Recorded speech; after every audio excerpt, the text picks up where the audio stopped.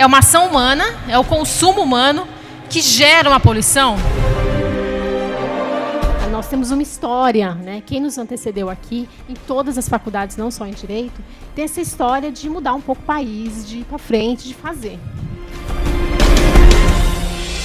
Olá, boa noite. Tudo bom com vocês?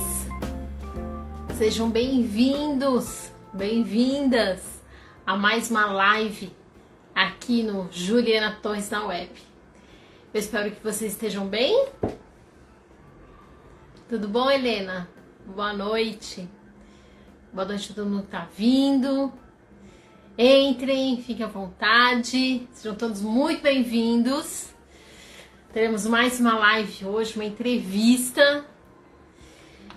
E, para quem não me conhece, sou Juliana Torres, advogada ambientalista, professora de Direito Ambiental, mediadora judicial também, diretora da ABA, em Arujá, Associação Brasileira de Advogados, membro da Prodab, Associação Brasileira dos Professores de Direito Ambiental e integrante, secretária de comissões de Direito da OAB São Paulo.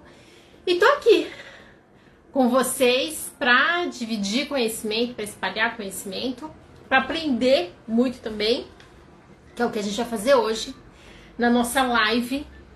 O tema é Direito Ambiental e Direito Penal.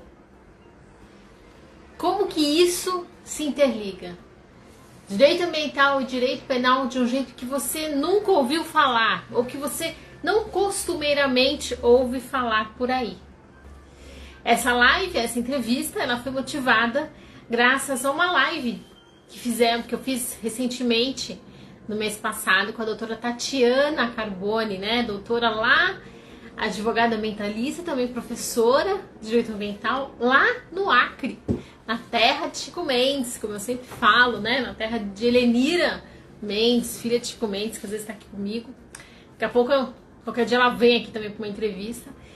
E graças a essa live, nós conversávamos sobre como que o aluno hoje em dia, o aluno de Direito, estuda e olha para o Direito Ambiental. Muitos deles não olham, muitos deles veem lá o Direito Penal e falam, olha, aqui eu quero só ficar no Direito Penal.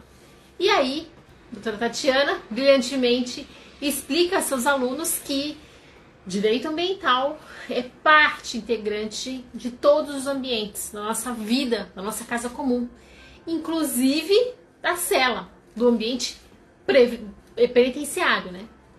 Então, é com base nessa ligação e nessa luz que ela colocou para os estudantes entenderem direito penal, que eu observei como olhar de pesquisadora, como realmente nós pouco falamos do meio ambiente carcerário, né, da cela, de todo aquele ambiente ali, né, de todas aquelas indas e vindas que o presidiário acaba passando, desde o momento que ele vai para a delegacia, ou que é uma prisão em flagrante, e até o momento, de repente, de um júri, de um julgamento, que ele vai para cá, vai para lá, muda às vezes de penitenciária. Todo esse ambiente, nós pouquíssimos falamos disso. E, por isso, que é tão importante os alunos de Direito estudarem Direito Penal com Direito Ambiental e, ainda mais, os advogados, os promotores, os juízes, advogados, enfim, todos os operadores de Direito compreenderem a essência do direito ambiental e ali aplicarem as normas. A gente vai falar de direito à alimentação, a gente vai falar do 225, né, do artigo 225 da Constituição, enfim, de todo esse arcabouço jurídico que existe não só para a floresta amazônica, mas que também existe para quem está dentro de uma cela. É nesse sentido que hoje, então, eu convidei para a nossa live com esse tema Vanderlei e Claudinho. Eles fazem parte do, posso dizer, um movimento, posso dizer uma organização, uma ONG, né? Eles vão explicar melhor ainda o que significa isso tudo, do Tantos Dias de Detenção. Esse coletivo que tem por objetivo a ressocialização. Então, é com base neles, todo esse trabalho, esse grande trabalho que eles fazem, e que eles viveram, né, na pele durante tantos anos aí, dentro do sistema carcerário, dentro do Carandiru, aqui em São Paulo, aqueles anos, e eles vão poder explicar melhor, né, o que foram aqueles anos, e foram décadas atrás. Então, quem passou, quem viveu, quem saiu, quem está hoje tão preocupado com a ressocialização de quem está lá dentro, esses cidadãos que estão lá dentro, a gente vai poder ter a oportunidade hoje em dia de falar, de ouvir deles, né? O que eles pensam, como que é ali o dia a dia ali dentro. É por isso que eu os convidei e eles gentilmente aceitaram o meu convite para estarmos aqui hoje, nessa noite, falando sobre isso. Nessa noite, que inclusive é a noite de Reis, né? Aqui no Brasil, em Portugal, em outros países, comemora-se o dia de Reis, o dia em que Jesus foi presenteado, né, pelos Reis Magos. É um dia de festa. E eu gosto muito de falar disso porque nesse Natal, né, a gente fala muito que Jesus, ele era um refugiado, Jesus era um revolucionário e provavelmente talvez ele estaria, né, dentro do sistema penitenciário no Brasil, se ele viesse nessa época, talvez. E então, acho que é tão significativo, né, a gente fala hoje no dia de Reis, e sobretudo, muitas religiões fazem isso, não só a religião católica, eles falam para que as pessoas pudessem ter um olhar, pudessem ter compaixão para quem está dentro do sistema penitenciário. Então, os presos, né, geralmente em novenas a gente vê muito isso, ao longo do ano, mas principalmente novenas. Nas novenas há esse clamor para que os presos sejam visitados. Até porque nessa sensibilização que nós temos é preciso que a gente lembre, olha, sistema penitenciário, ele serve, ele está ali hoje em dia na lei, é muito questionado isso, né? Basta a gente estudar um pouquinho de direito, de filosofia, do Foucault e de tantos outros, a gente vai entender que é um sistema que na norma tá ali, ó, pena privativa de liberdade.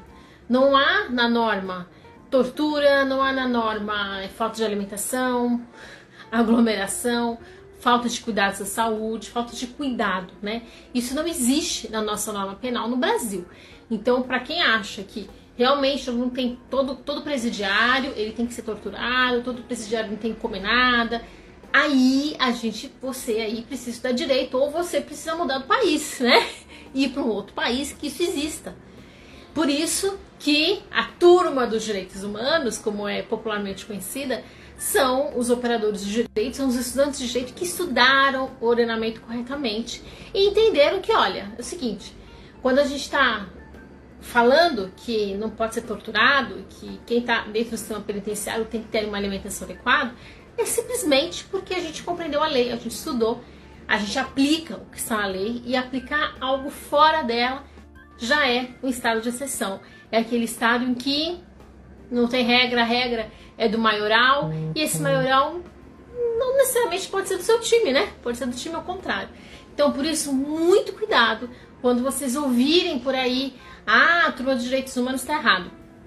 Preste atenção no que eles estão trabalhando, preste atenção nessa polarização que a gente vive aí, porque a gente cumpre a lei, né? Quem estuda corretamente vai cumprir a lei, vai entender o que está acontecendo no Brasil hoje e vai explicar qual o caminho correto. Quem não entende lei, quem não quer entender o seu próprio interesse acima de tudo, de todos, aí fica difícil, né? Porque aí já nós estamos falando de um país, de um Estado democrático de direito, de um Estado socioambiental. A gente está falando de outra coisa, que é como se nós entrássemos para um jogo de futebol e mudássemos as regras no meio do caminho. Não, não dá, né? Tem uma regra, todo mundo tem que seguir a regra, etc.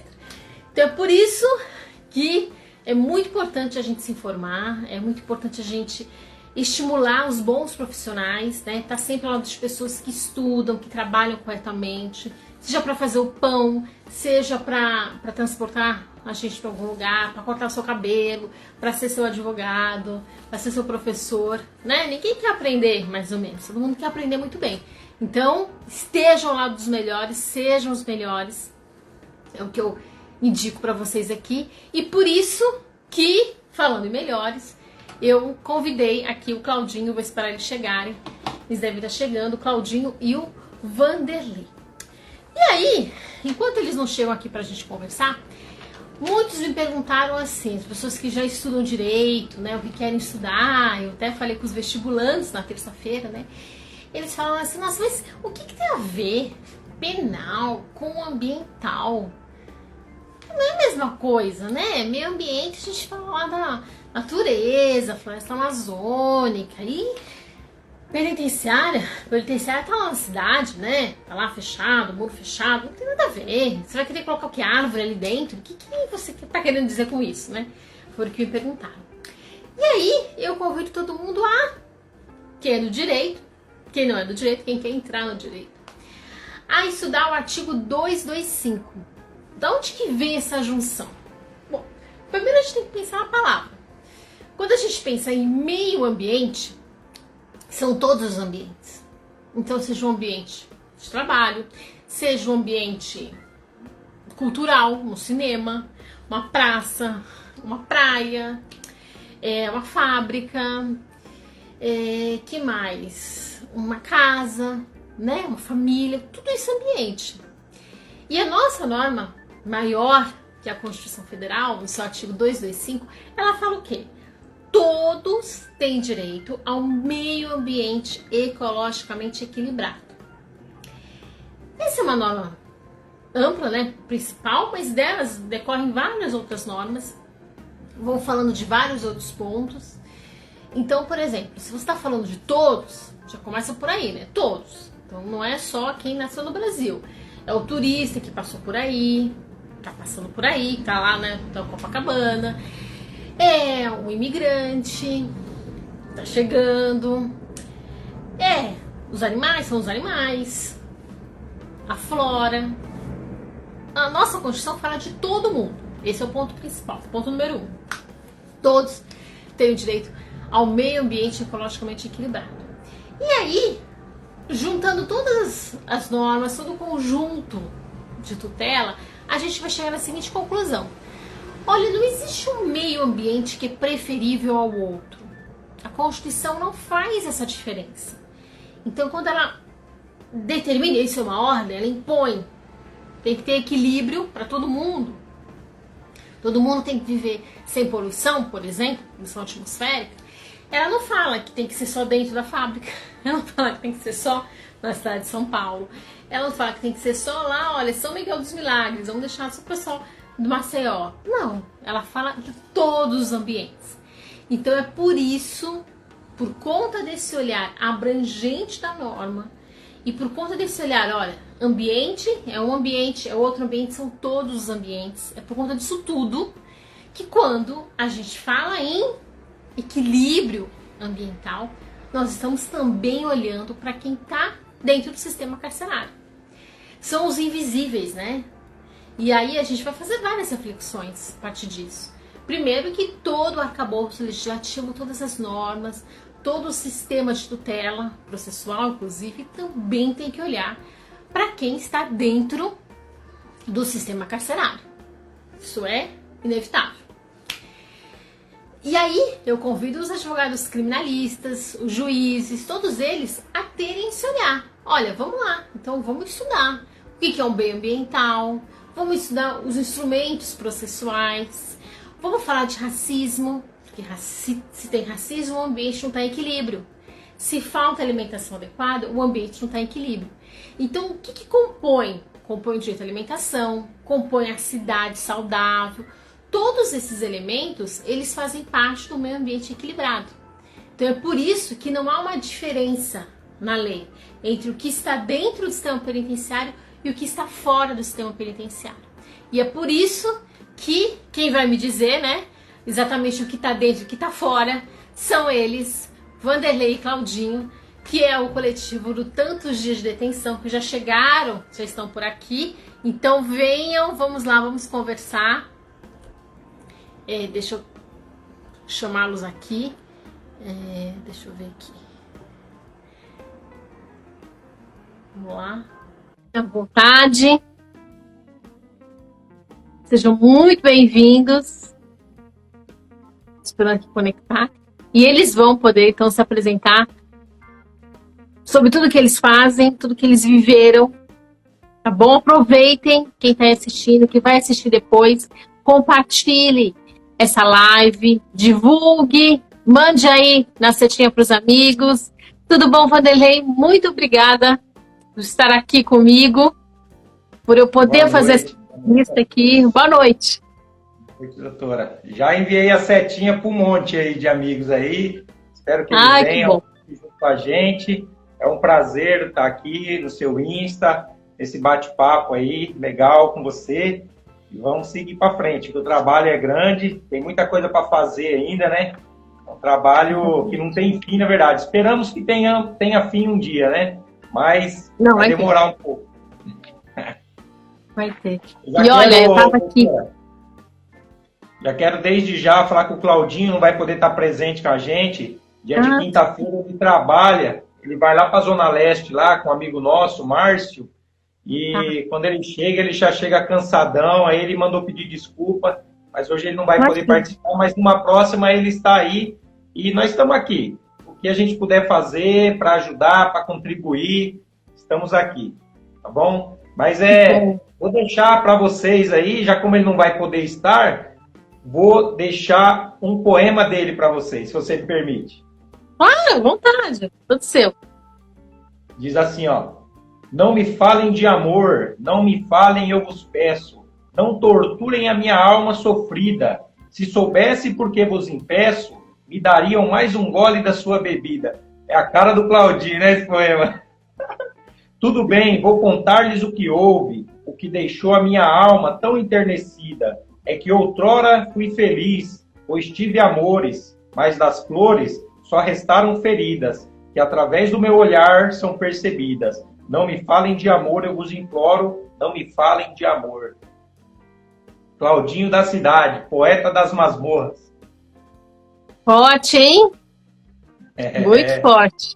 Esses poemas ele compôs todos dentro do presídio, em situações muito difíceis.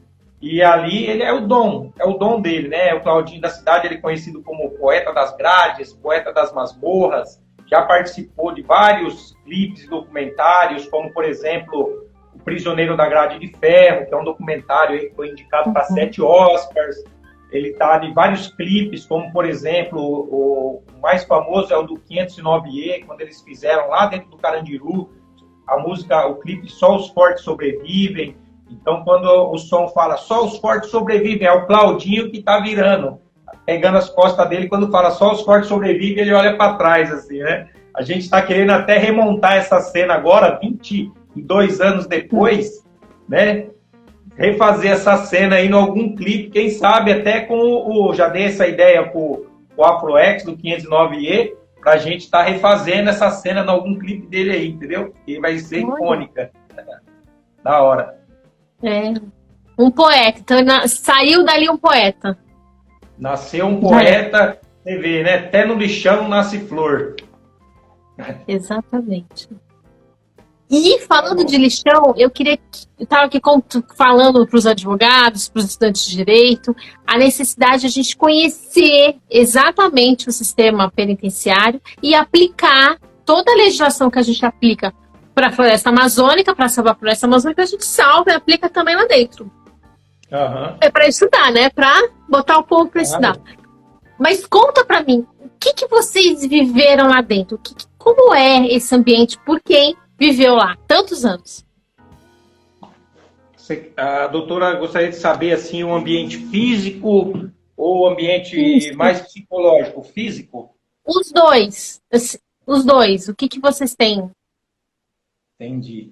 Bom, assim, esse debate é muito importante a gente estar tendo aqui, viu, doutora? Porque, por exemplo, a doutora vai compartilhar depois, vai ficar salva essa live. Eu tenho certeza que muitos advogados, muitos juízes, magistrados aí vão estar vendo, né? Com o tempo vão estar vendo.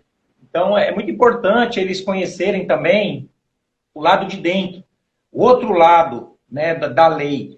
Que a lei, ela trata ali de forma fria, né? De forma, ela trata a lei. O cara vai preso pelo artigo 157, 155, seja lá o artigo que ele for, e ali o juiz bate o martelo conforme está especificado na lei.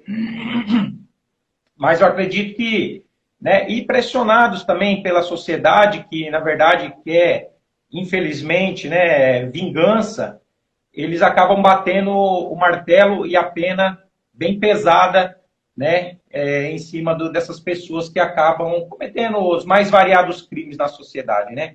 Mas, a partir do momento que eu acredito que eles tomarem conhecimento do que se acontece lá dentro, eles podem amenizar um pouco essa caneta, porque realmente a situação lá dentro não é legal, não é favorável, não que tenha que ser legal, mas ela tem que ser pelo menos favorável, né?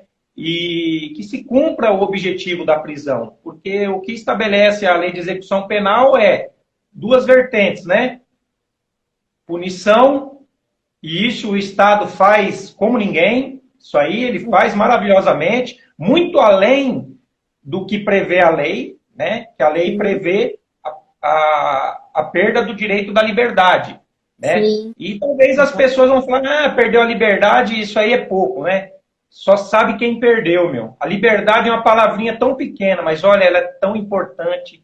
Só sabe quem perdeu ela, que seja por um dia numa cadeia, né? Ou eu que fiquei 7 anos, ou o Claudinho que ficou 40 anos. É uma palavrinha pequena, mas ela tem um peso, tem um valor pra gente que, olha, não tem preço que pague, meu. Entendeu? É como uma música que fala assim, dou o carro, dou a moto, dou a Glock e uma FAL, sobe de joelho 1.100 degraus, entendeu? Então, a liberdade é muito importante. Então, só a perda da liberdade já é uma punição bem severa. Só que, infelizmente, além da punição aqui no Brasil, a punição da perda de liberdade, também tem várias outras punições implícitas ali e cobradas que não estão na lei, né? Uhum. Então, na verdade, a lei ela acaba se tornando injusta, porque ela cobra muito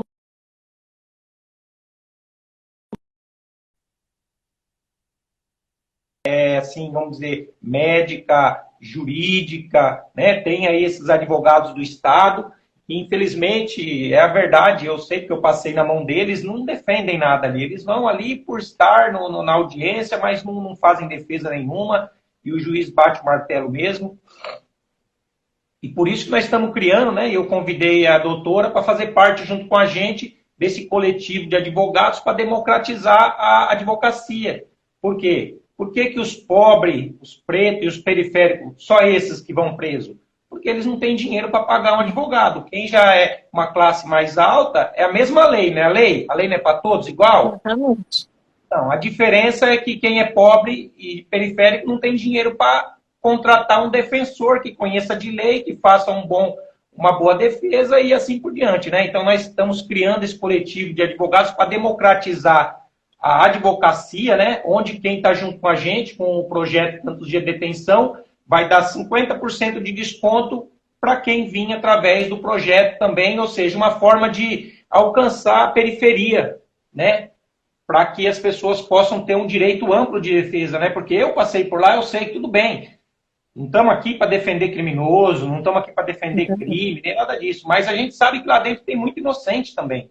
Conheço vários, veio no canal aqui um lutador que hoje é lutador de jiu-jitsu, né? Tá aí, mó guerra, foi preso injustamente aqui no Largo de Pinheiros, no Largo da Batata, ele mais um cara, roubaram lá uma senhora e a polícia entrou no ônibus e pegou eles dois. Por quê? Porque eram os únicos pretos que estavam dentro do ônibus, né? E acabaram indo para a cadeia, mas houve uma grande... O policial não sabia que eles faziam parte do movimento social grande aí, daqui da Zona Sul, e eles acabaram entrando num maior problema, que foi para a rede social, foi para a televisão, foi até para o exterior essa luta, e eles tiveram que soltar os caras, né? Tá ainda rolando o processo, mas não vai dar nada, porque não foram eles, não tinha prova. Mas quantos tem lá dentro que não tiveram direito a uma ampla defesa e estão presos lá condenados, muitas vezes até morrem, e por quê? Porque tem uma defesa, né? Mas é assim, é triste, o ambiente lá dentro, ele não recupera ninguém. Eu passei por lá, fiquei 7 anos, então vou contar para vocês aqui um pouco do que eu vi e do que eu vivi lá dentro, do que eu soube e do que eu presenciei, né? Então tudo isso aí, aqui vai ser um breve resumo, né, doutora? Mas quem quiser conhecer um pouco mais, né? Eu, quando eu fiquei preso no Carandiru, Eu fiquei 7 anos e eu nem imaginava o que ia acontecer nesse futuro, 20 anos depois. E lá eu escrevia diários. Tudo que eu via, eu ouvia, que acontecia, eu escrevia. E esse diário acabou dando início à primeira fase do projeto Tantos Dias de Detenção, que é um projeto de ressocialização que visa pressionar o governo para que se crie políticas públicas de ressocialização, na verdade, né? Então eu não sabia disso, mas a gente escrevia e criei o canal Tantos Dias de Detenção no ano 2017, que é um link com a sociedade mostrando que é possível a pessoa sair do crime, que é possível a ressocialização, mas que precisa de apoio. Então precisa que a sociedade queira também, né? E a sociedade não quer por causa disso, porque ela não sabe o que acontece lá dentro. As mídias, infelizmente, elas usam dos presídios, usam dos presos para pôr medo na população, como palanque eleitoral, que vai trazer segurança pública, isso e aquilo, mas ninguém mostra como são tratados os presos lá dentro também. Não é que a gente quer falar, doutora, que o preso tem que ter mordomia, tem que ter regalia, tem que ter privilégio, tem que ter TV de 50 polegadas lá dentro, nada disso. Está lá para cumprir a sua pena, certo? De privação de liberdade. Mas ele tem que ter um outro passo vindo do Estado também que o ajude a sair, que é o segundo passo que eu estava falando, né? Eu falei da punição, da Lei 7.210 de 84, que prevê punição, mas e a ressocialização, que também está previsto na lei? Que é prover condições do detento ao retorno de mercado de trabalho. Isso não tem, é muito difícil, é poucos estabelecimentos penais que fazem diferente, né?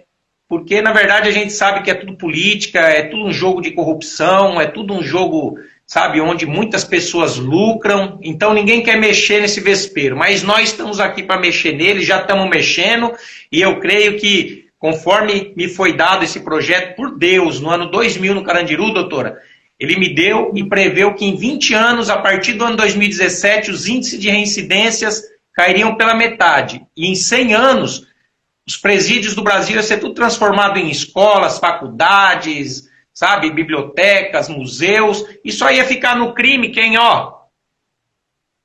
quem tem o crime na veia mesmo, entendeu? Porque hoje as cadeias estão cheias de moleque aí emocionado, sabe?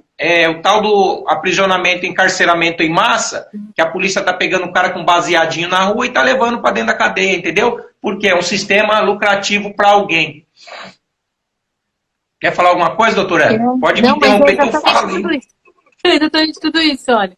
Eu quero que as pessoas assistam, entendam o nosso objetivo aqui, o meu convite para ele. Então, compartilhe essa live, curta, ela foi gravada no meu canal. Quem quer estudar direito, muitas pessoas aqui, né, gostam e querem começar a estudar direito. Alguns já são advogados. E o nosso objetivo aqui é, como eu estava falando no começo, é mostrar que no Brasil tem lá um código penal que fala, olha, se fez tal coisa, vai ter tal pena, né? Então, se roubou, privativa de liberdade. É só isso. Então, é a privativa de liberdade. A tortura não está aqui. Deixar de comer não está aqui. Né? Então, se tivesse, nossa live seria outra, mas não é essa. E, além disso, o que muito estudo, o que toda hora se fala, é só no Código Penal. As pessoas esquecem, e disso digo as faculdades, digo com toda a propriedade aqui, os congressos, as palestras, a gente esquece, pouco se fala que além desse código, tem outras leis. Temos uma Constituição. E essa Constituição fala, olha, todos têm direito à alimentação adequada. Todos. Ela não fala assim, todos menos quem está preso. Fala isso. Todos têm direito ao meio ambiente ecologicamente equilibrado. Todos menos quem está preso, não. É todo mundo. Então, se essa lei é para todos, por que dentro da penitenciária não há essa alimentação adequada? Por que não há um ar puro? Por que esse contato, essas doenças? Então, é isso que eu gostaria de entender, que você falasse que você viveu e conhece, sabe, disso tudo muito melhor que eu, para que a gente pudesse estimular as pessoas a estudarem todas as leis de uma vez, não ficar se excluindo uma da outra. Isso, maravilha. Então, doutora, eu vou começar falando um pouquinho do que eu vivi quando eu fui preso, logo no ano de 1998. A gente ainda, rapaz novo, cabeça fraca, cabeça vazia, emocionado, querendo ter aquilo que a gente não podia, acabou vindo de periferia, né? Acabou se envolvendo no mundo do crime, né? Começando a usar droga, é um círculo vicioso, doutor. Começa pelo cigarro, bebida, maconha, depois fui para cocaína, depois para o crack. Então, quando o crack chegou, foi a derrocada, né? Porque o crack, ele te vicia demais, ele torna você um escravo, é uma droga maldita. Sabe, doutor, a dor da fome? Não tem a dor da fome? Quando você está com fome, começa a vir, parece uma mão apertando seu estômago assim? Então, é mais ou menos a dor do crack, só que comida quando a gente come sacia, né? Já o crack quando a gente usa, quanto mais usa, mais fome dá, mais dor dá. Então é um bagulho louco. E ali a gente já estava envolvido ali meio que num mundo já assim, não de crime ainda, porque a gente ainda não trabalhava, na época era 1990, 94, 93, a gente trabalhava, era office boy, uma empresa muito boa e tal, então conseguia se manter, né? Adolescente, então não tinha muito compromisso, o tipo de dinheiro que ganhava conseguia se manter ali nas suas compras e nas suas drogas. Mas o que aconteceu em 1990? Vamos ver se a doutora lembra. 1990, um grande fato no país inteiro. Collor. Presidente Collor de Mello. Pegou o dinheiro de todo mundo. Lascou com todo mundo, meu. E o que aconteceu nessa época, doutora? A doutora lembra.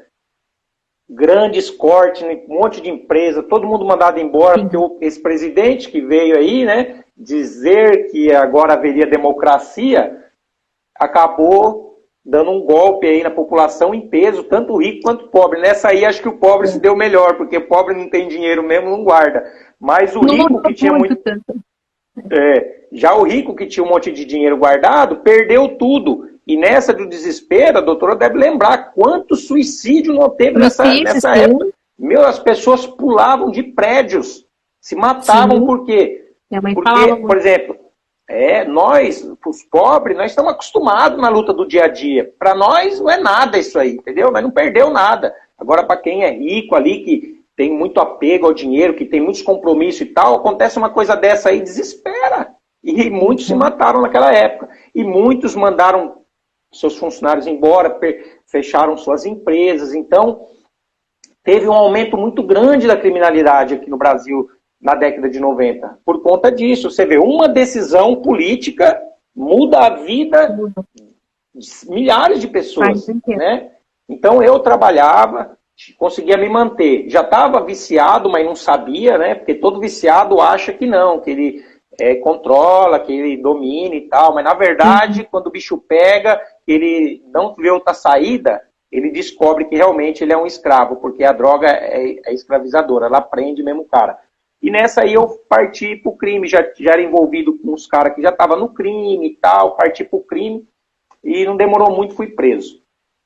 Parei no 34 DP, né? Essa época, doutor, 34, tinha os DPs, antigos DP.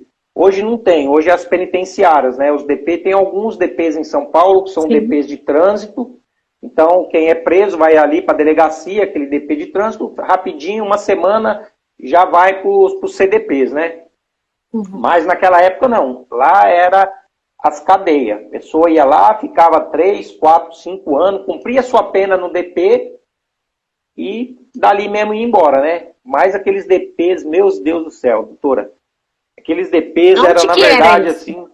Então, esse que eu fiquei foi no 34 DP do Vila Sônia, considerado como cofrinho, porque ninguém conseguia fugir de lá. E naquela época era muita fuga, o pessoal fugia mesmo, fazia tatu, furava o chão assim, ó, com uma broca, levava uma semana para furar o chão, fazia um tampão assim, arrancava, camuflava tudo e tal, o bagulho era louco. E eram as várias fugas em vários DP, jogava tia no alambrado, pulava e cortava a tela em cima e fugia, ou fazia buraco assim na parede, que a gente chamava de televisão, para sair do outro lado no estacionamento e fugia também, era um bagulho louco. Só que os DPs, eles eram assim, eles eram constituídos de 6 celas, e uma de seguro. Então, eram 6 celas de, vamos supor assim, acho que era o tamanho dessa aqui. Vamos pôr 5 por 5. 5 de assim por 5 de assim, mais um banheiro que não tinha nada, só um buraco para cagar. E nessas celas ficavam ali 30, 35 pessoas. Então a doutora já consegue imaginar, né? 35 pessoas, às vezes 40, às vezes mais. Quando, por exemplo, caía uma tentativa de fuga, todos aqueles 30 de uma cela era distribuído nas outras que não tinha tentativa de fuga. Então ia para 35, 40, 50 detentos numa cela. E não tinha nada dentro daquela cela. Não tinha nada. Era um chão de cimento, sem azulejo, sem nada, um chão de cimento. E um banheiro. E ali, para dormir, a gente forrava mantas, né? Forrava cobertores e dormia, deitava ali os 35, 30, 40, tudo de valete, né? É o que a gente chama de valete. Um para cima, um para baixo. Um para cima, um para baixo. Um para cima, um para baixo. E era interessante que de noite, quando um virava, todos viravam junto também. Para não ficar, sempre tinha que ficar assim, bunda com bunda, entendeu? Não podia ficar frente com o pato, porque senão dava problema. Era um bagulho louco. Dormia no mesmo horário? Vocês não faziam revezamento? A gente dormia mais ou menos naquele mesmo horário. Quando estava super lotado, que não dava para dormir todo mundo no valete, aí ficava metade acordado e metade dormia e ia intercalando, entendeu? Mas normalmente cabia ali, eles não colocavam mais do que dava para dormir, né? Porque eles também não queriam problema, o delegado ele quer que todo mundo vai dormir cedo e para não ter problema, né? Porque quando tem preso acordado, tem problema. Neguinho cavando o chão, estourando parede, então eles não queriam isso também. Então eles controlavam ali. Mas isso, ali... em algum momento, esse ambiente que vocês viviam, isso chegava ao advogado de vocês, ao delegado, você questionava, reclamava. Como que você via isso sendo... Existe uma luta para que você tivesse uma condição melhor? Ou isso era aceito e tudo bem? Doutora, isso nunca existiu e até hoje temos aí algumas organizações que lutam, né, pelos direitos humanos. Depois, por exemplo, do massacre do Carandiru, né, tem os direitos humanos aí que lutam por isso, mas é muito pouco. Continua, na verdade, o Estado faz o que quer com os presos, com a conivência, infelizmente, da sociedade, e acaba, no final, pagando o preço pela sua própria indiferença, né? Porque, venhamos e convenhamos, doutora, se você pegar um cachorro e prender ele no quintal, e passar um ano alimentando ele mal, cuidando dele mal, batendo nele todo dia, quando você soltar ele, você pode esperar, sai correndo, viu? Porque ele vai para cima de você. E se ele sair para a rua, ele vai pegar o primeiro que ele vê. É a mesma coisa que acontece com o detento, doutor. Tá entendendo? Então a sociedade tem que entender que, por exemplo, a gente hoje, né, tantos dias de detenção, que é o projeto que a gente tem, né, que Deus me deu lá, não é um projeto em favor dos presos, é também em favor dos presos, mas é muito mais em favor da sociedade. Porque cada um que a gente conseguir tirar de lá de dentro, ressocializado, é um a menos que vai invadir a casa da sociedade, vai chutar a porta, vai matar, vai roubar, né? Então, a gente está lutando, na verdade, em prol da sociedade, né?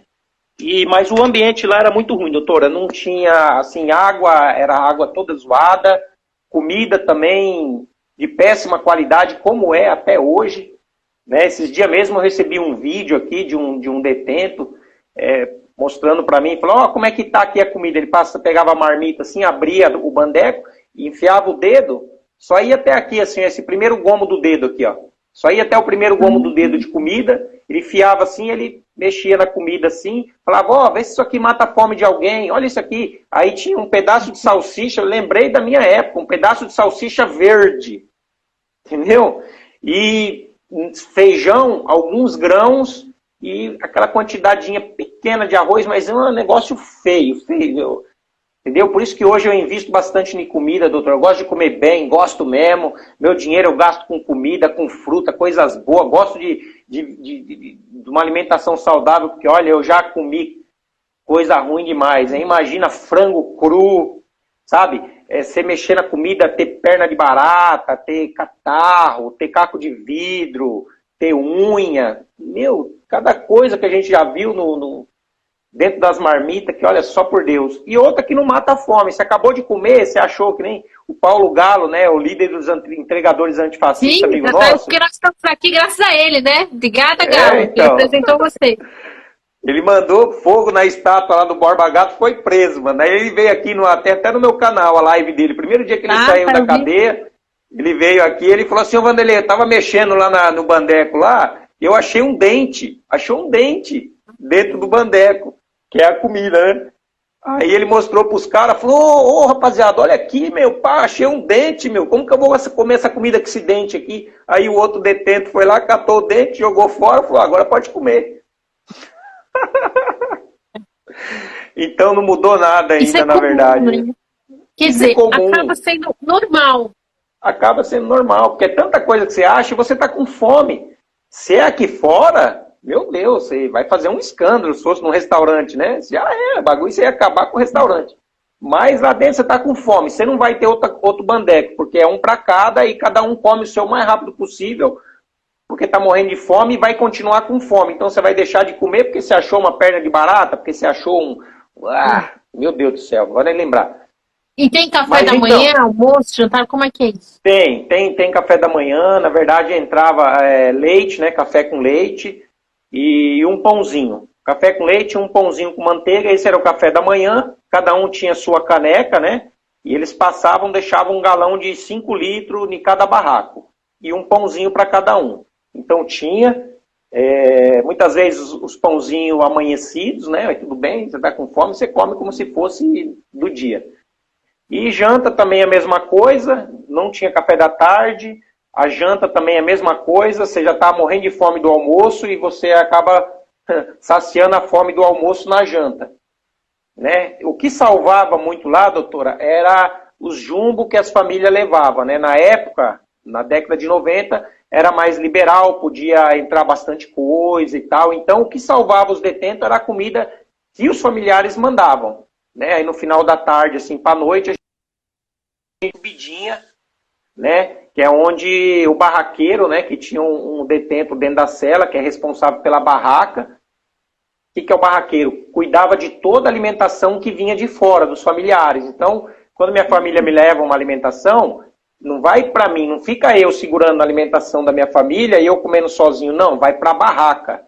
E ali de noite, o barraqueiro, ele pega, ele nem quer saber o que é de quem, tá tudo junto lá. Aí ele pega umas bolachas, pega uns pão, pega uns negócios. O que a família manda, coloca em várias cumbucas e vai soltando. Solta no barraco, uma cumbuca para cá, uma cumbuca para lá, uma cumbuca para cá, e faz uns tangue também que a família mandava, né? Tangue para cá, tangue para lá, nos copos. E era o que ajudava a gente a sobreviver um pouco, né? Por isso que eu, nessa tragédia, nessa doença que acometeu o mundo aí, e fechou os presídios para os familiares, eu fiz aí as lives jumbos, né, com grupos de rap aí, no intuito de arrecadar verbas para comprar jumbo e mandar para dentro dos presídios, né, e eu fiz bastante isso aí, graças a Deus, porque só a gente mesmo que passou por lá sabe como é que é. Então, sem uma ajuda dessa, é muito triste. Eu mesmo tenho contato com várias, mães, e são linha de frente, né, no caso assim, de transporte, que ajudam a levar as famílias para lá, e todas me falando que lá dentro o pessoal estava assim, sabe, raquíticos, porque foi encerrado ali a entrada de jumbo e tal, então ficaram só com a comida do Estado, então estavam magros igual caveira. E isso dói muito na gente, sensibiliza a gente, porque a fome é muito triste, né? O detento não está lá dentro para passar fome. Ele não precisa comer caviar, mas também não precisa comer lixo, né? Então, a fome, eu passei muita fome por lá, muito triste. Outro aspecto também do ambiente, lá que não é respeitado, é as condições de higiene, né?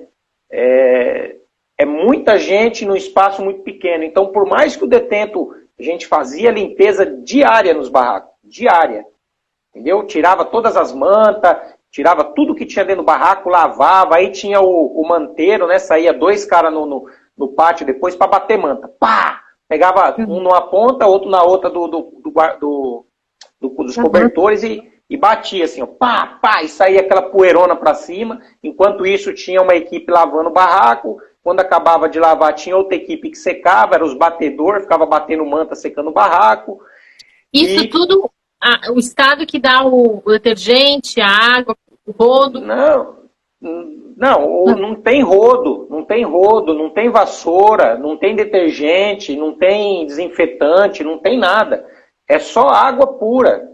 Joga uma água no barraco, depois vem com um pano de chão, vamos assim dizer, que normalmente é as camisas mesmo dos presos, as calças, enrola e faz bater no chão.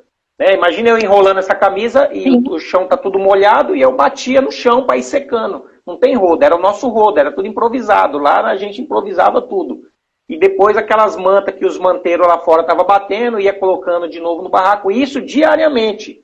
Diariamente, isso aí era um processo. Então, mas mesmo assim, por mais que os presos tentassem manter uma higiene mínima, é muito difícil. Entendeu? Eu mesmo, quando eu saí desse 34DP, eu fiquei 1 ano lá, doutora. E quando eu saí, fui pro Carandiru, fui pro 15º DP, eu saí, eu tava, dá até uma náusea de lembrar. Eu tava igual um cachorro sarnento. Imagina um cachorro cheio de sarna. Era assim, era eu naquela época, e não só eu. A grande maioria dos detentos estavam assim lá, com feridas pelo corpo inteiro. Imagina você pegar uma bituca de cigarro e colocar na pele da pessoa. Então, e era assim que a gente estava, vários furuncos, e isso aí a gente chamava de tiriça. Então eu estava com o corpo repleto de tiriça. Eu e grande maioria dos detentos também. Né? Então, que também era normal para vocês, né? Não era uma coisa assim, meu Deus, tem que chamar um médico. Não. Mesmo que se a gente chamasse, eles não vinham, porque não tem atendimento médico, não. Entendeu? Para isso aí ainda, que é uma causa natural, porque isso aí é provocado o quê? Pela má alimentação e pelas condições de higiene que, por mais que a gente lutasse, não conseguia vencer os percebejos, vencer os carrapatos, vencer, sabe, tudo aquela tranqueiraiada que tinha lá. Então, era um ambiente muito complicado, meu caos. Até hoje, eu de lembrar desses furuncos, doutor, eu tinha pavor quando eu via os caras, assim, pegando uns furuncos, em qualquer parte do corpo, assim, costumava dar muito nas nádegas, sabe? Aí o pessoal catava, assim, aquele furunco, a senhora sabe o que é? Sei. Então, é uma infecção cutânea que começa assim em alguma parte do corpo e ele vai crescendo igual um vulcão. Vai crescendo assim na sua pele e vira um vulcãozinho vermelho, assim, sua pele fica toda vermelha e cresce um vulcãozinho duro. Até que chega uma hora que aponta uma cabecinha para fora amarela assim, que é o tal do carnegão. E aí, junta 2, 3 caras ali, um segura o cara, porque é uma dor tremenda. E vai 2 ali e aperta aquele negócio ali, aí pula aquele carnegão pra fora assim, aí que dá aquela aliviada. Mas meu Deus do céu, eu já tive mais de 30, doutor. Eu tive na orelha, tive nos dedos quase todo, sabe, no rosto, nas costas, tudo quanto é lugar eu já tive esse furunco aí. Meu Deus do céu, é triste, é terrível. Isso aí deixa marcas no psicológico da gente, doutor. Hoje eu falo assim com mais naturalidade, porque a gente já acostumou, já teve muita cura, sabe? A gente tem o canal no YouTube. Então é como Jesus fala, né? Quando ele fala assim, fala seus pecados uns para os outros, ele está querendo dizer assim, joga para fora aquilo que te fere, né? Tudo bem, a gente tem essa relação com Deus, a gente conversa com Ele, eu mesmo converso de manhã, agradeço o dia depois da noite, tudo mais, mas ele fala assim, você tem que... Esse lado espiritual, eu estou te ouvindo, beleza, normal. Mas você precisa falar para o outro, porque essa fala, quando você fala com a tua boca, porque normalmente a gente, quando está orando, a gente está em pensamento, né? Mas quando você expressa esse peso, esse negócio, ele sai da tua alma e você joga para fora. Entendeu? Então, eu, de tanto falar já do que aconteceu comigo, hoje eu falo com mais naturalidade. Mas no começo eu não queria nem falar, eu até chorava. Quando eu começava a falar dessas coisas, é como se eu tivesse a ferida de novo, sabe? Mas hoje eu já consigo falar melhor. E remédio? Remédio também, sua família podia levar remédio? Podia levar alguma coisa? Produto de higiene? Como é que era? Não podia levar nada, doutora. Eu mesmo, nesse assalto que eu fui fazer, meu finado parceiro, ele tomou 3 tiros e foi atropelado, né? E depois ele me contando, conseguiram pegaram ele na viatura, os policiais quebrou a perna dele, tentaram matar ele dentro da viatura, mas não conseguiram. E aí, quando chegou no hospital, aí a enfermeira que salvou ele. Falou, não, vocês não mataram aí até agora, então não vai conseguir mandar aqui, já era. Beleza. Mas o que aconteceu? Depois eu vim reencontrar ele, quase uns 8 meses depois, dentro do 34DP, que é onde eu já estava preso, né, pelo esse assalto também. E ele foi para penitenciária, foi para o hospital da penitenciária do estado. E quando ele voltou para o 34, ele estava ainda recuperando, estava tudo zoado, estava de muleta, não conseguia nem andar, estava com a perna ainda toda zoada. Né? Fora outros traumas internos. Então ele passava muito mal, tanto é que ele ficava no pátio, ele nem ia para dentro da cela, ele ficava dentro do pátio, ele ficava no pátio, assim, que era mais amplo, não ficava nenhum detento, só os doentes. E muitas vezes a gente teve que bater grade, tivemos que quase virar a cadeia para a diretoria poder levar ele para o PS, né? Gritar PS, imagina 100 detentos gritando PS, 200 detentos, PS, ao PS, balançando as grades, ao PS, para ajudar ele que estava ali morrendo. Mas por quê? Não podia entrar remédio, porque remédio eles falavam que o preso ia se intoxicar e tal, então era só uma aspirina que eles davam, né? Era o que tinha, era o que podia entrar. Então, é uma situação bem complicada, doutor. Você não tem uma assistência psicológica, sabe? Você vê sua família entrando ali praticamente humilhada, você vê sua família indo embora chorando, você vê, sabe,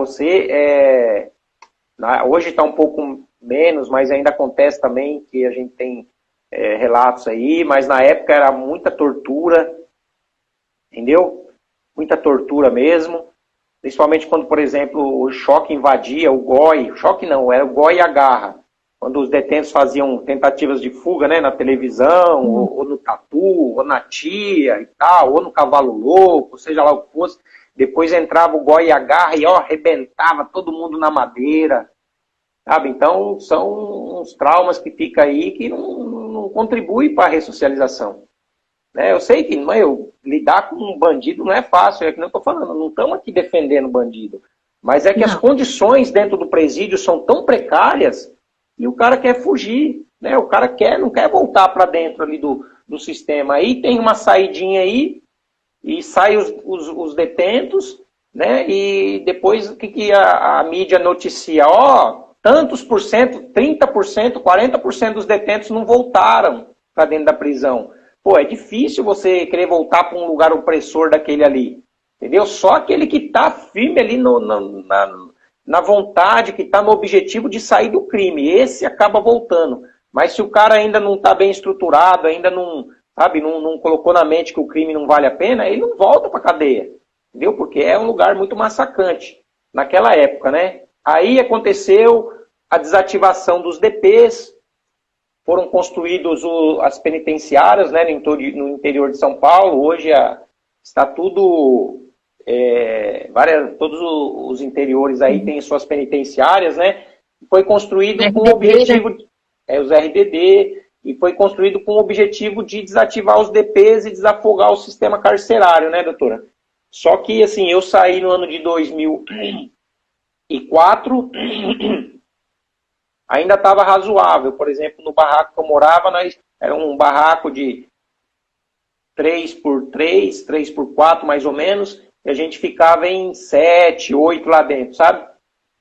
Mas agora eu já sei que, né, por exemplo, na década de 90, o Brasil estava com 200 mil prisioneiros. Só que agora, 20 anos depois, sabe quantos prisioneiros nós estamos? Muito mais. 800 mil. Estamos com 800 mil prisioneiros. Olha, multiplicou por 4 o número de prisioneiros. Então, aqueles presídios do interior que foi falado que era para desativar, que era para melhorar o sistema carcerário, na verdade já está tudo igual aos DPs. Estão tudo com 20 caras dentro da cela também. Então, virou outros inferninhos lá no interior lá. Entendeu? Então, eu acho que, na verdade... Oi? Você foi para o Carandiru na época do massacre. Sim, fui pro Carandiru. Não, na época do massacre, né? O massacre foi em 2001, eu fui preso, foi em 92, né? O massacre, e eu entrei lá em 98. Eu não peguei essa época, não. Né? Mas eu passei por lá, e cheguei lá em 98, saí em 2001. Fui um dos últimos detentos a saírem lá do Carandiru, nos bondes que teve para os interior, né? Então eu vejo que, na verdade, o Estado ele não estava na intenção de ressocializar ninguém, de melhorar para ninguém. É que nem hoje o governo aumentou a quantidade de pontos que cada motorista, por exemplo, os que tem que trabalham, né, que exerce atividade remunerada na carteira, o presidente sancionou a lei aí que agora passou de 20 para 40 pontos, né? E aí eu comemorei. Porque, já é uma melhora, porque nada, você toma 4 multas, já era 20 pontos, você perdia a sua carteira. Então, eu comemorei, mas aí, como que os caras, eles não dão ponto sem nó, eles não estão preocupados em ajudar ninguém, eles querem cada vez mais sugar você, sugar tua alma, sugar teu dinheiro, sugar seu sangue, meu. Eu falei, legal, mas aí logo na sequência, o que veio aqui em São Paulo? Substituíram a CET, tiraram os amarelinhos, né, que eram os agentes de trânsito que passavam na rua, pegando multa e tal. A senhora vê? Não vê mais. Aqui em São Paulo não tem mais isso. O que eles colocaram? Um carro agora, HB20, com 4 câmeras assim, 2 na frente e 2 atrás. Eles só vão passando na rua e vai pegando todas as placas e já vai multando ali sem dó. Então, na verdade, eles já sabiam que viriam esse carro e que eles precisavam, na verdade, não ajudar o motorista aumentando o número de pontos dele. Na verdade, eles querem mais dinheiro, porque com 20 pontos o motorista perderia muito rápido sua carteira, não poderia mais dirigir, eles não iam ganhar mais multa. E agora com 40 pontos, não, eles podem lascar a multa no povo, que é daquele jeito. Então você vê, meu, o sistema, ele não quer saber de ajudar ninguém, meu. Principalmente o pobre, o trabalhador, eles querem saber de lascar o pobre, não tem jeito. Por isso que tudo que nós temos é nós, né? É um ajudando o outro, um estudando, um compreendendo, trabalhando, dividindo, né? Aprendendo. Se a gente for esperar do Estado, doutora, não vai vir nada. Entendeu? Então é a gente mesmo que tem que lutar por isso. Né? A gente tem aí esse projeto, tantos dias de detenção. A gente já criou a primeira etapa, que é o canal, que é onde há vários depoimentos de detentos, ex-detentos, que saíram, se ressocializaram, hoje são empresários, são donos de ONG, ou seja, são pessoas que viveram aquilo ali e hoje estão contribuindo de alguma forma, voltaram para a sociedade e muitos além estão ajudando a resgatar os presidiários também para sair do crime, né? Então, o que acontece? Hoje tem poucos, né? Vou até falar algumas organizações aqui. Então, o canal é o primeiro etapa do projeto. E agora a gente vai entrar com a segunda etapa a partir de fevereiro, que é a coleta de assinatura. A gente quer 500 mil assinaturas. Esse ano é um ano de eleição, um ano estratégico, para a gente poder apresentar para os presidenciáveis isso aí e criar um debate com a sociedade, né? Então, o meu canal já está mostrando, não só o meu, como vários outros, que graças a Deus estão aí, egressos, que estão se levantando e colocando a cara a tapa aí para mostrar a realidade para a sociedade, a outra realidade, aquela que a mídia partidária e comprada não mostra, certo? A realidade de quem vive, de quem viveu lá dentro mesmo. Então, quem for lá no canal vai ver várias histórias cabulosas. Como, por exemplo, lá no canal Prisioneiro 84901 do Maurício, que tirou também 14 anos de prisão e hoje tem uma ONG. Tem também o Léo Precioso, que também é egresso, e hoje tem o Instituto Recomeçar, arruma um serviço, curso profissionalizante também para os detentos. Tem também a Karine do Responsa, que também é uma ex-presidiária e também encarou e abraçou essa luta aí. Tem uma agência de empregos também para presidiários. Tem o Instituto Nova Rota, que paga faculdade, paga cursos também para egressos. Tem várias e várias... O ECOA ontem, né? Que eu até comentei. Isso, então, exatamente. Então, eu dou glórias a Deus que hoje, nessa época, estão se levantando pessoas que saíram lá de dentro, porque esse sistema carcerário nunca iria ser mudado pela quem comanda o sistema aqui fora. Não, porque eles já criaram nesse intuito de encarcerar mesmo. Prisão é igual boate. Quanto mais cheio, melhor. Entendeu? Então, para eles é isso. Então, graças a Deus, está se levantando aí uma galera forte, colocando a cara a tapa aí mesmo na sociedade, mostrando que não é todo mundo monstro, que o bandido bom não é o bandido morto, é o bandido ressocializado. E é esse o recado que nós estamos passando para a sociedade, né? Por mais que a sociedade queira vingança, né, queira a morte dos detentos, essa é a pergunta que eu deixo hoje para os cidadãos de bem. É isso que você quer ter na sua mão? O sangue? Você quer ter a vingança dentro do teu coração, o sentimento de revolta, de ira e de morte para aqueles que, infelizmente, fizeram o que fizeram, seja lá o que fizeram e por que fizeram? Ou seria melhor a gente tentar resgatar eles, trazer de volta para a sociedade, né, resgatar aquela vida? Porque Jesus, ele não gosta, ele odeia o crime, ele odeia a droga, ele odeia a prostituição, odeia o roubo, mas ele ama a prostituta, ama o ladrão, ama qualquer um. Ele deu a vida dele, derramou até a última gota de sangue dele 2000 anos atrás, por causa de mim hoje. Então eu acredito que lá no céu, quando ele vê uma pessoa que foi usada, sabe, para fazer tanta coisa errada, e hoje está aqui, ressocializado, restaurado, sou pai de família, trabalho, tenho condições dignas de trabalho, né? Não que o Estado me deu. Eu corri atrás, virei MEI, estudei muito no Sebrae, os cursos dele lá para virar MEI. Hoje eu sou MEI, microempreendedor individual, e com muita luta, muito esforço, de verdade. Não foi fácil, não. Tá? Quando eu saí, meu irmão me deu uma moto velha e falou assim, vai, deu um empurrãozinho, falou, vai, quero ver o que você é feito. Você falou que queria mudar? Quero ver agora se você vai mudar mesmo. E eu ali, ó, cachorro louco o dia inteiro, pizzaria a noite inteira, e fui evoluindo, ó. Hoje eu tô aqui, ó, 2004, 2005, 6, 7, 8, 9, 10, 11, 18 anos já na rua. Hoje eu já tô, graças a Deus, estabilizado. Mas a luta foi muito grande, mas o Estado não me ajudou em nada, não. Entendeu? Então, graças a Deus eu vejo que hoje, né, como Deus me falou lá no ano 2000, como é que pode um negócio desse? Olha que Deus tremendo, ele é atemporal, ele não tem esse negócio de tempo, né? Ele é onisciente. Ele já falou num projeto que ele me deu sobre isso aí, que a partir do ano 2017 as coisas começariam a mudar, como realmente, olha aí, um monte de empresas. Queria até destacar também aqui uns modelos de presídios que estão aí despontando também, que vem para mudar, né? Gostaria de falar do modelo da Noruega, mas... Opa! Vamos lá, né? Viva a Noruega! Mas... Noruega patrocinar meu programa na rádio, vamos lá falar da Noruega. Então, Noruega tem o modelo prisional de lá, não tem para ninguém. Sim. Lá é tipo um hotel 5 estrelas, o cara não quer mais saber nem de sair da cadeia. Agora, assim, imagina se o cara que está preso, ele vive igual um hotel 5 estrelas, imagina como que não é a população, né? Então, eu nem vou tomar esse exemplo da Noruega e de outros países que mudaram o modo de pensar, né? Mudaram o modo de agir com a população, porque você quer saber como que um povo é, como que um presidente é, como que uma população é? Olha para dentro dos presídios. Os presídios vai mostrar como os governantes tratam o seu povo.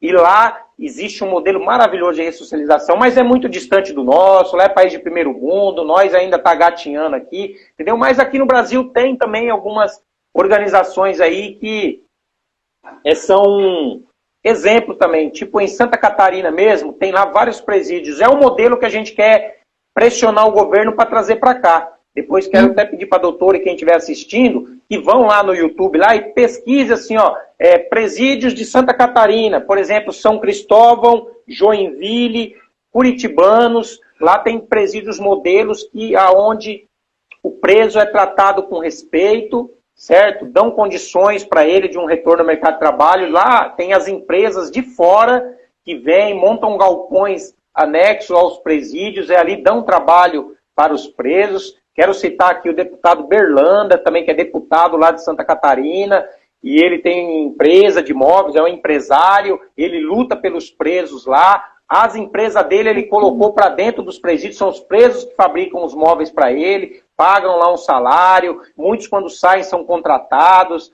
entendeu? Então é um modelo muito bom. Outro destaque aqui também que eu quero dizer é para o juiz de direito, João Marcos Buch também, também é lá de Santa Catarina e é um juiz diferenciado, certo? Sigam ele no Instagram aí, ó, João Marcos Buch. Ele tá sempre, nunca vi, isso aí eu nunca vi na minha vida, um juiz sair do seu trono e ir para dentro do presídio para ver como é que os presos estão. A gente vê que ele realmente, ele é um juiz diferenciado, ele vai para dentro dos presídios quinzenalmente, ele vai lá, ele entra, pede licença, os presos recebem ele, ele entra dentro da cela, ele olha, ele pergunta como é que tá, como é que não tá, como é que, entendeu? O que tá precisando. Então ele tem um olhar. Olha, vou conversar com. Semana que vem vou estar com a diretora da Associação Brasileira de Advogados de Santa Catarina, a doutora Michele, também. Isso, olha aí. Vou lá conhecer ele. Com certeza. Procura esse juiz aí. Esse juiz, ele é maravilhoso, ele sofre demais, porque a própria classe dos magistrados, é que nem eu estava falando no começo, a pena é pesada, entendeu? Então, o que acontece? Já a pena desse juiz é mais leve, por quê? Porque ele conhece a realidade lá dentro. Quando os juízes começarem a entender, sair da letra, sair da frieza da letra e começar a ir para a emoção da verdade, de como é o cotidiano dos presos, com certeza a pena deles vai ficar mais leve. Por quê? Porque eles vão falar, pô, tô mandando o cara para um lugar que não vai ajudar ele em nada. Pelo contrário, só vai piorar a situação dele, meu. Tá entendendo? Exatamente. E você sabe que dentro da faculdade, nós, pelo menos eu na PUC, nós estudamos os outros modelos. Nós entendemos que a penitenciária é um modelo falido, que não deveria mais existir. Outros modelos. E hoje, um dos modelos que eu ensino para os alunos é a justiça restaurativa, que é a gente colocar a vítima, colocar o réu um de frente para o outro e ali naquele diálogo tentar entender. Então, se você roubou meu celular, o que eu quero de você? Eu quero o celular de volta. Como é que você vai trazer esse celular? Você vai conseguir comprar? Você vai trabalhar algumas horas para mim? Sabe? É entender toda essa dinâmica. O que isso aconteceu? Porque essa violência não está lá fora, não está só no outro. Ela está em todos nós. Todos nós. Nós vivemos num mundo altamente capitalista selvagem, né, doutora? Tudo que pregam para nós é que você só vale o que você tem. Né? Então, todo mundo quer se sentir valorizado, todo mundo quer se sentir amado, né, meu? Então, isso é o que leva, né? Ninguém fala assim, não tem justificativa para o crime. Tem 800 mil justificativas para os presos, certo, meu? Então, meu, principalmente a pobreza. A pobreza é o que mais leva a pessoa para o crime, meu. Eu não fui pela pobreza, eu tinha uma família estruturada, mas existem várias raízes que levam as pessoas para o crime, né? Tem até um livro que a gente lançou lá no ano 2000 no Carandiru, que chama Letras de Liberdade. E nele estão contidas 15 raízes do crime. Né? São 15 biografias que foi feito um concurso literário lá, e eu fui um dos contemplados com a minha história. Então, chama Letras de Liberdade, editora Madras, né? Autores diversos, que é um livro que eu acho que todo juiz, todo advogado, todo delegado, todo assistente social, todo pai de família, todo policial, todos deveriam ler esse livro, porque ali está contido algumas das raízes do crime. Entendeu? Porque é fácil a gente condenar, julgar, mas, sabe, meu, tem situações difíceis aí, doutora. Esses dias mesmo eu fui aqui numa comunidade aqui, em que o barraco da mulher quase caiu em cima da mulher. Aí transferiram ela de um barraco para o outro, os caras que organizam lá, e tinha uma equipe lá de morador ajudando a reconstruir o barraco dela. E assim, logo na beirada, assim, um córrego de esgoto, que quando chove enche e alaga tudo nos barracos. Então, entrei em vários barracos, assim, onde eu vi rato. Barata, não precisava nem falar, é igual o dente lá que o galo viu, barata não queria dizer nada. Entendeu? Mas então são situações desesperadoras que levam as pessoas para o crime. Mas graças a Deus as coisas estão melhorando, estão acontecendo e a gente estamos aí para somar também. Quero destacar aqui também o finado doutor, jornalista e advogado Mário Ottoboni, que é o fundador, criador e idealizador da APAC, né? Que é a Associação de Proteção e Assistência aos Condenados, meu. Então, lá em Minas tem bastante presídios da APAC, e aqui, por aqui também, e no mundo tem esse modelo, né? É o modelo APAC, que é um modelo muito bom, muito parecido com o que a gente quer trazer para cá para São Paulo. né? Só que a PAC, ela ainda é um pouco, eu vejo que ela já tem uma estrutura grande, mas ela é um pouco fraca no sentido da ressocialização de fato. Eles fazem muito trabalho laboral, de laborterapia e tudo, mas de empresas e cursos profissionalizantes, eles são um pouco fracos ainda. Eu prefiro o modelo de Santa Catarina e melhorado aqui em São Paulo, porque lá em Santa Catarina as empresas vão, colocam lá um galpão do lado, dão trabalho para os detentos. Beleza, ajuda, né? Mente vazia, oficina do diabo. Mas o que acontece? E depois? Alguns detentos são absorvidos pelas empresas, né? Mas e depois a maioria? Não. Aqui a gente quer aprimorar, a gente quer, né, pressionar o governo para fazer igual o modelo de lá, né, onde o governo beneficia os prefeitos, ali, os governadores com incentivos fiscais, os governadores incentivam fiscalmente também com abatimento nos impostos para as empresas que desejam montar galpão ali do lado. Só que o que acontece? O detento vai trabalhar 8 horas por dia, beleza, vai ganhar o seu salário mínimo, é meio que até uma exploração, eu acho, mas tudo bem. Só que em contrapartida, essas mesmas empresas vão ter que financiar cursos profissionalizantes. Então o detento vai trabalhar 8 horas e depois vai estudar mais 3, 4 horas também. Ou seja, o dia dele vai estar preenchido, ele não vai ter cabeça para ficar pensando besteira, e quando sair, vai ter uma profissão, um salário, vai ter uma arma, uma arma diferente para lutar aqui na sociedade. É isso que a gente luta, doutora, porque a gente sabe que as mazelas lá dentro são muito, e chega aqui dentro ninguém apoia, chega aqui fora ninguém apoia, empresa nenhuma abre a porta, a família quer dar um apoio, mas às vezes está em situação tão vulnerável também, que o cara olhando aquilo ali, o cara fala, não, eu não posso deixar minha família passar isso. Acaba, entrando de novo no círculo vicioso. Entendeu? Então é muito triste, doutora. A luta é muito grande. Eu agradeço a Deus pela doutora e tantos outros que lutam aí pela causa, que estão também somando junto com a gente aí. E eu acredito que vai demorar, mas nós vamos ter êxito, viu, doutora? Vamos sim. Vamos evitar que abastecer mais ainda esse sistema falido, né? E uma vez lá dentro, que as leis sejam cumpridas de forma integral. Eu queria até lembrar agora, eu já está quase passando o horário aqui. Essa semana faleceu a doutora Eni, uma advogada que na ditadura foi advogada de vários presos políticos e esteve à frente daquele documentário Brasil Nunca Mais. Ela denunciava a tortura. Então, olha, em homenagem a ela, coincidentemente caiu, né, nesse dia, nessa semana que nós conversamos. Nossa, nós todos solidariedade a ela, porque tudo que ela fez ainda continua, né? Essa tortura ainda continua. Impressionante. Sim. Com certeza deixou o legado dela e que a gente vai continuar, né? Não é porque um guerreiro caiu que a causa cai. Não, a causa ela é muito maior do que uma pessoa só. Pode ser que uma pessoa, né? Como o doutor Mário Ottolani lá, que eu falei para você, né? Ottoboni, ele começou uma luta e ele faleceu agora também, no ano de 2019, mas ele deixou um legado e continua o trabalho dele aí, e espero que cresça muito mais, porque também é um modelo maravilhoso, não pode parar nunca, né? Pelo contrário, nós temos que fomentar isso aí. É o que eu faço no meu canal, a gente fomenta isso aí, né, a gente traz para a sociedade a verdade e agora a gente vai para cima com abaixo assinado, a gente vai lutar para conseguir 500 mil assinaturas para a gente levar lá no Ministério da Justiça, na mão do Ministro da Justiça e falar, nós quer isso. Mas antes de levar lá, nós vai querer chamar os presidenciáveis para debater isso aí, vamos trazer personalidades aí da sociedade também para debater isso aí. Nós estamos criando uma cela, doutora, uma cela, vamos fazer de ferro aqui fora aqui, e vamos estar levando essa cela para pontos de São Paulo, entendeu? Avenida Paulista, na frente do Fórum,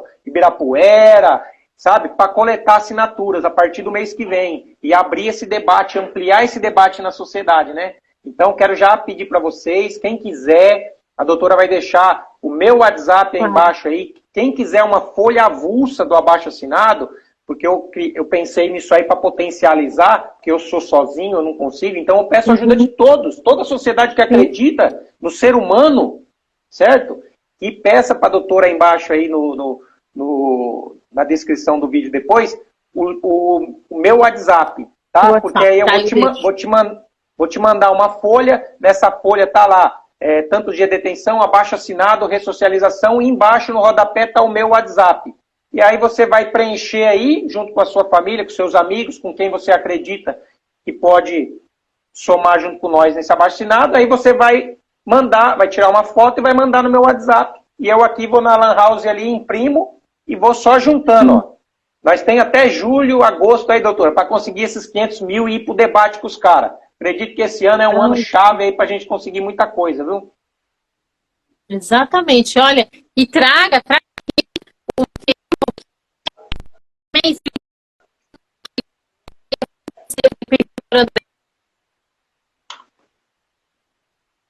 para a gente explicar isso, né? O que é, como é que funciona, o que vocês estão querendo, explicar a parte jurídica, né? Vamos cortou um pouquinho, tudo isso doutor. aqui. Isso.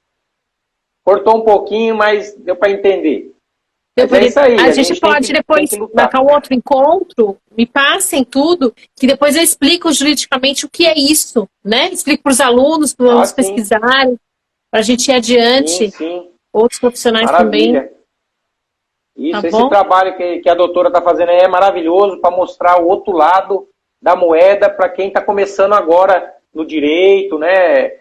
Em todas essas magistraturas aí, eles precisam enxergar que tem seres humanos lá dentro, né? Seres humanos. Erraram na vida? Erraram. Eu entrei com 19 anos na cadeia. O que é 19 anos, doutor? 19 anos o cara não tem nada, o cara não sabe de nada ainda. A pessoa vem começar a criar juízo mesmo depois dos 28, 30. Entendeu? Então, emocionado, vai, faz um monte de besteira, um monte de merda, sem pensar, levado pela vida, deixa a vida me levar, a vida leva eu.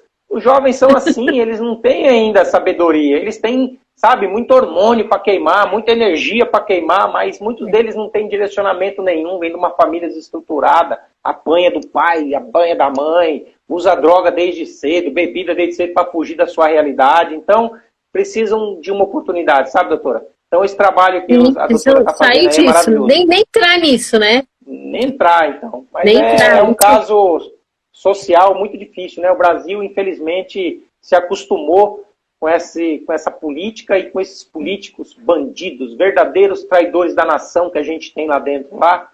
E para mudar vai ser difícil, né? Estamos acomodados, né? Acho que a época de ouro do Brasil acomodou o povo a pagar os impostos e falar assim, deixa os caras que cuidem do resto. E aí os caras estão cuidando mesmo, estão cuidando de ter recursos para ele, para os seus filhos, para os seus netos, para os seus bisnetos e para 10 gerações para frente. Estão cuidando muito bem do povo brasileiro. Obrigado. Nem me diga. Bom, deixa eu ver se tem alguma pergunta aqui. Eu vi que algumas pessoas mandaram algumas perguntas. Manda aí, pode falar. Então, se alguém quiser. Eu vou procurando mais uma poesia aqui do Claudinho para a gente encerrar depois. Tá bom, deixa eu ver se tem alguma pergunta aqui. Aria disse tudo, principalmente os jovens da periferia. Isso, Aria apoiando e mais. Rádio Resistência SP, juntos pela ressocialização. Olha, Carvalho. Desculpa, esqueci de citar o doutor Alexandre Carvalho, Rádio Resistência, é um que está aí junto com nós. Procurem aí, ó, Rádio Resistência. Toda quinta-feira, inclusive, tem um programa Ressocializando, o Maurício Monteiro, ex-presidiário também, hoje diretor de ONG, e tirou 14 anos de prisão, e hoje ele apresenta o programa Ressocializando, com egressos do sistema prisional. E no YouTube, ele tem o canal Prisioneiro 84901, que eu acho que já citei aí. Olha, perguntaram como que as ONGs podem ajudar nesta ressocialização. Então, é o que Entrando eu falo. Em contato, assim, se quiser deixa o seu telefone, entrar em contato. Pode até ser, doutor. Quem quiser, tiver algum interesse em somar junto com a gente na causa, será sempre bem-vindo, né? Mas normalmente cada ONG tem a sua linha de ação, né? Tem a sua linha de ação, então elas acabam, infelizmente, eu vejo que o problema das ONGs, principalmente aqui no Brasil, ainda é elas não se unem. Elas ficam cada uma no seu mundinho tentando resolver o seu problema local ali, né? Onde, na verdade, deveriam se unir e cobrar do governo uma solução. Não ficar colocando band-aid na ferida, mas cobrar o tratamento que vai resolver o problema. Entendeu? Mas eu acho que isso é falta de união, né? Quando o povo entender que o povo tem o poder na mão e que os políticos temem o povo, o Brasil muda. Mas, infelizmente, o povo está tão viciado, isso já é estratégia da elite, já é estratégia de quem manda na política, na verdade, porque a política só governa por um grupo pequeno de dominantes no mundo, que domina o mundo, são 13 famílias, e os governos do mundo só governam para eles, quem manda, na verdade, é eles. Entendeu? Mas o que acontece? Quando o povo entender que tem força e se unir, a gente acaba conseguindo mudar alguma coisa. Mas essa própria elite, eles vêm constantemente aprimorando o seu modo de agir e eles desde sempre entenderam que o pão e circo, que o entretenimento, o povo quer o quê? Um pouquinho de pão e um pouquinho de circo. Nada de educação, nada de inteligência, porque a inteligência, a educação liberta. Então, se um pobre, um preto, um periférico está estudando, vai ser uma arma contra o sistema. Eles não querem. Então, por isso que isso vem se perpetuando. E as televisão hoje a gente só vê o quê? Entretenimento, você não vê uma notícia boa. Você liga a televisão, você só vê morte, roubo, crime, desgraça e programas de entretenimento. Na escola também não tem mais o SPB, que antigamente tinha, não tem mais um monte de matérias importantes aí. Tem matemática e português e olha lá. Porque é estratégia já dessa elite aí. Exatamente. Olha, uma última pergunta aqui. Bem-vindo. Então, quem tem a ONG aí que quiser apoiar a ressocialização, é só entrar em contato, tá? Eu vou deixar o telefone aqui do Vanderlei. A Sheila perguntou como que a religião é inserida dentro da penitenciária. Olha, tem religião lá. Hoje está bem mais forte, graças a Deus, né? Tem muitas igrejas que adentram, igrejas católicas, igrejas evangélicas, né? Igrejas de todo tipo, vão lá e prestam uma assistência também espiritual. E isso é muito importante, né? Porque nós, seres humanos, nós nascemos olhando já para cima. Né? Todos nós, independente de religião, a gente acredita num ser superior que está acima de nós. Então todos nós olhamos para cima. Uns adoram a árvore, outros adoram a vaca, outro adora Deus, que é o que eu acredito, Deus Criador, Jesus Cristo. Outro já adora o Buda, outro adora Exu, outro adora... Cada um tem uma adoração. Acho que o ser humano já nasceu voltado para algum ser superior. Né? Então é muito importante essa presença das religiões lá dentro. Hoje tem a Igreja Universal, por exemplo, faz um trabalho magnífico junto aos presidiários, junto aos familiares dos presidiários, e tem várias igrejas. Mas como é que é? Tem horário que cada uma entra, faz o culto? Sim. Como que é isso? Isso, tem horário, tem os dias certos, e tem os barracos dos cristãos também, né? Então, o barraco que é de cristão, só vai cristão. E ali eles ficam ali buscando, adorando e orando e melhorando. O barraco se diz a cela. Importante. A cela é isso. A cela. Entendi. Maravilha. Acho que respondeu, né, Sheila? Numa novela mostrou a igreja evangélica lá dentro. Queria saber se as outras também atuam. Sim, atuam. Várias atuam, né? Com menos intensidade, mas a evangélica, ela é mais presente. Olha, eu acho que são só essas perguntas, não tem mais. Vamos encerrar. Eu vi aqui uma pergunta muito. Aqui, ó, uma tem pergunta mais? Da Ale Mota, que falou assim, então, essa falta de higiene pode ser cobrada pelos advogados? Afinal, há uma empresa terceirizada que entrega alimentação ou estou enganada? Né? Então, assim, na minha época havia assim, a Dona Dai,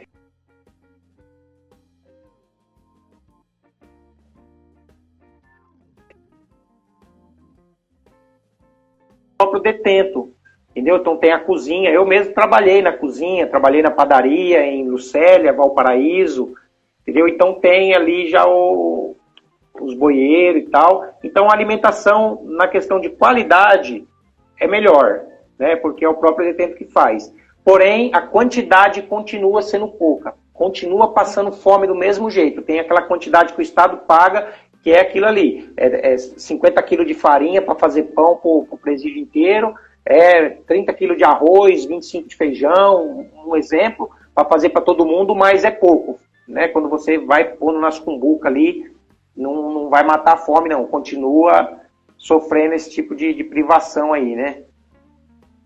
E quanto à higiene, sim, os advogados podem e devem usar todos os meios necessários para ter higiene, para ter uma alimentação correta, etc, etc, etc.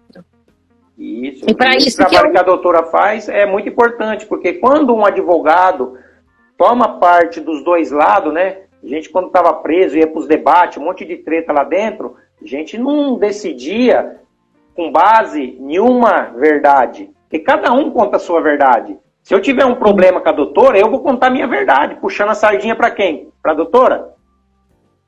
Não.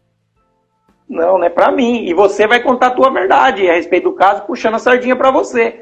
Então precisa sempre ouvir os dois lados. Então os advogados, normalmente eles só veem ali aquele lado da lei, a lei fria, sabe? Então precisa ver esse outro lado também do ser humano, precisa ver quais são as condições em que eles vivem, né? Porque o dia em que a gente conseguir um modelo implantado aqui no Brasil, legal, de ressocialização, como lá os de Santa Catarina, como os modelos da APAC e tal, aí os juízes vão poder condenar com a consciência mais limpa e aplicar penas talvez até mais duras. Por quê? Eles vão saber isso. Eu estou mandando uma pessoa que errou aqui fora, cometeu o crime, tem que pagar, sim, mas ele está indo para um lugar onde ele vai ser ressocializado. Ele vai entrar uma pessoa ruim e vai sair uma pessoa melhor. Então ele pode baixar a caneta que ele sabe que está mandando para um lugar que vai melhorar a vida da pessoa e não transformar ela, muitas vezes, num monstro mesmo de verdade. Exatamente. Tem segurança para todos os envolvidos, né? Isso. Olha, Vanderlei, muitíssimo obrigada. Que tudo que você falou, todos os ensinamentos aqui possam ser multiplicados pelos estudantes, que eles possam aprender e estudar muito mais Constituição, toda a tutela do jurídico ambiental, além do Código Penal. Então, muita gente entra na faculdade de Direito, viu, para ser advogado criminalista, para ser delegado, já falo que já tem aquele sangue no olho. Então, e toda essa galera aí tem que entender também direito ambiental, porque não é só preservar a Amazônia, é colocar o ambiente ali do sistema penitenciário também para ser protegido, como a lei determina, né? É a força do Estado, essa mesma força aí que a gente não quer que seja violenta, ela é a força para a nossa vida digna, para o nosso bem-estar, que todos nós merecemos nessa casa comum, né? Quem é contrário a isso, pode mudar de planeta. Hoje em dia você pode querer viver em Marte. Né? Marte. Tem outra lei lá, então tá tudo certo. É verdade. É verdade. Tá bom? É assim, é o que a gente quer, doutora, na verdade, e o que todo cidadão, que se diz cidadão de bem, né? Se for fuçar realmente a vida de qualquer um aí, acho que ninguém tem o direito de ficar jogando e apontando para ninguém. Todo mundo aí, se for puxar legalzinho, vai ter o seu negocinho aí que sabe... Pelo menos com Deus, tá? Puxa vida, eu também sou errado, entendeu? Então, o que eu quero dizer? Que, puxa, eu me perdi nas ideias aqui, doutora. O que eu tava falando mesmo? Viajei muito das ideias. De alguma maneira, e a gente tem que ter o melhor entendimento, então, melhor defesa para todos. Isso, então a gente tem que, pelo menos, lutar para que se cumpra a lei. A lei, né? A gente não tá, por exemplo, esse abaixo-assinado, não é para criar uma lei. É para fazer que se cumprir a lei que já existe, mas que na prática não existe. Entendeu, doutor? Então, muito obrigado. Quero desejar para a senhora um feliz ano novo, para a doutora, para todos os inscritos aí, para todos os estudantes de advocacia, sabe? Para todos que vão assistir essa live aí, um feliz 2021. Convidar todos para participar junto com a gente aí nesse movimento de mudança do Brasil. Porque assim, eu sei que eu não vou ver muita coisa, mas... eu estou fazendo não por mim, estou fazendo pelo meu filho, estou fazendo pelo meu neto, pelo seu filho, pelo seu neto, pelo seu bisneto, porque o sistema ele tem fome. Olha aí, ó, de 200 mil se cumpriu o que Deus me falou lá num livro. Eu tenho um livro que eu escrevi no ano 2000, chama Renascendo no Universo Paralelo pela Paz, ainda não lancei ele. Mas lá eu já escrevi que no ano de 2017 os presídios se multiplicariam por 10. Olha só como que isso é um negócio de Deus, doutor.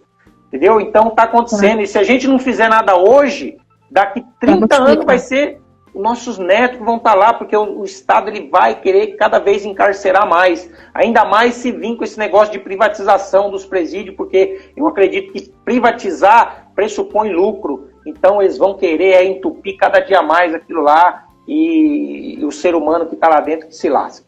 Então eu vou finalizar aqui, doutora, com um poema do Claudinho, mais um poema dele, que é desse livro aqui que eu falei para a doutora que a gente escreveu, ó, tá aqui, ó, Renascendo no Universo Paralelo pela Paz. É um livro que a gente escreveu, eu e o Claudinho, lá no ano 2000 no Carandiru, e que é um livro, assim, altamente profético, que está aqui ainda aguardando o momento certo de ser lançado. A poesia diz assim, ó: agradeço a toda a putada real pelo estrago que fez no berço da humanidade. África e seus descendentes, espalhados pelo submundo do medo, separados de tudo e dividindo-se aos poucos, a ponto de matarem-se uns aos outros. Agradeço a burguesia? Ponto de interrogação. É preciso sonhar além do que eles nos permitem. Preciso sair desta prisão, porque a pior prisão é a da mente. Claudinho da Cidade, poeta das masmorras, não está presente, mas deixa os versos. Que bom, muito obrigado, parabéns, Claudinho, parabéns pela sua presença aqui nessa live, que bom, mande meu abraço para ele, em breve vamos nos ver pessoalmente, também já tenho a minha camiseta, né, do tanto de detenção que eu comprei lá. Tem aqui, ó, quem eu quiser, tenho a minha eu tô já. aqui, camisetas, tantos dias de detenção, na verdade quem compra uma camiseta, nós não vendemos camiseta, nós vendemos um projeto, né? Quem compra é porque acredita, e agora nós estamos precisando mesmo vender algumas para levantar o dinheiro para comprar os materiais para fazer essa cela aí, sabe? E tem que sair daqui, né? E o que a gente ganha também é só para manutenção da família. Se bem que mesmo assim eu ponho do meu bolso muito dinheiro nesse projeto. Mas o certo mesmo é o projeto viver do projeto, né? Mas não tem jeito, a gente que está na liderança ali, que está na frente, acaba sempre tirando do próprio bolso para ajudar, né? Tá bom, quem quiser adquirir é só ligar no meu zap também. Tá bom. Obrigado, perfeito. doutora. Obrigada, força aí. Tamo junto, viu? Nóis. Parabéns por tudo. Amém. Um abraço, tchau, tchau. gente. Até a próxima.